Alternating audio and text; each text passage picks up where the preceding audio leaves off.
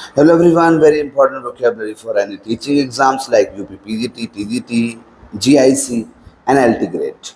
इसके अलावा एसएससी वालों के लिए बहुत इंपॉर्टेंट वोकेबलरी है and that is the vocabulary जो मैंने बनाया है डे 1 था। डे 1 का जो है बी सेक्शन है, इसमें हम सीखेंगे फ्रेजल वर्ब्स। फ्रेजल वर्ब्स का मतलब होता है जब एक वर्ब के साथ एक प्रेपोजिशन जुड़ा होता है, उसे हम कहते हैं फ्रेजल वर्ब।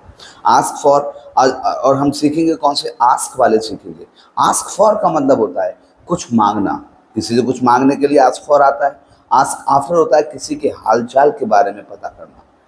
आस्क अबाउट का मतलब, आस्क अराउंड का मतलब होता है कई सारे लोगों से पूछना और उसके बाद में ये तय करना कि ये चीज़ जो है वो सही है या गलत है, यानी कि कोई इन्फॉर्मेशन कलेक्ट करना। आस्क आउट का मतलब होता है to invite someone to go with, यानी किसी को बुलाना कहीं जाने के लिए।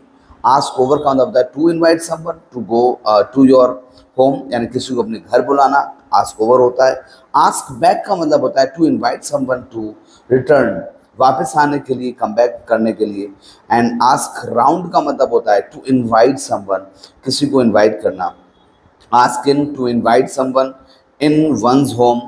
एंड आस्क अबाउट होता है किसी के प्रोफेशन या हेल्थ या वेयर अबाउट्स के बारे में मालूम करना। एक बात ध्यान रखें, देखें जब भी हमने ये वाले सारी चीज़ें देखी, हमने देखा आस्क के साथ बहुत सारे प्रेपोजिशन जुड़े हुए हैं और कभी कभी प्रेपोजिशन तो अलग जुड़ रहा है, यानी फ्रेजल वर्ब तो अलग है लेकिन मीनिंग उसका सेम हो रहा है।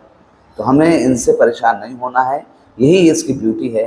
तो इसमें हमेशा वो वाले वर्ड्स आते हैं जिनमें कंफ्यूजन नहीं होती और जो एक जैसे नहीं दिखते। आस्क आफ्टर बहुत ज़्यादा आता है, आस्क अराउंड आता है, आस्क फॉर आता है, आस्क ओवर आता है। 2 3 4 वर्ड्स हैं लेकिन हमने सीखना सारे हैं।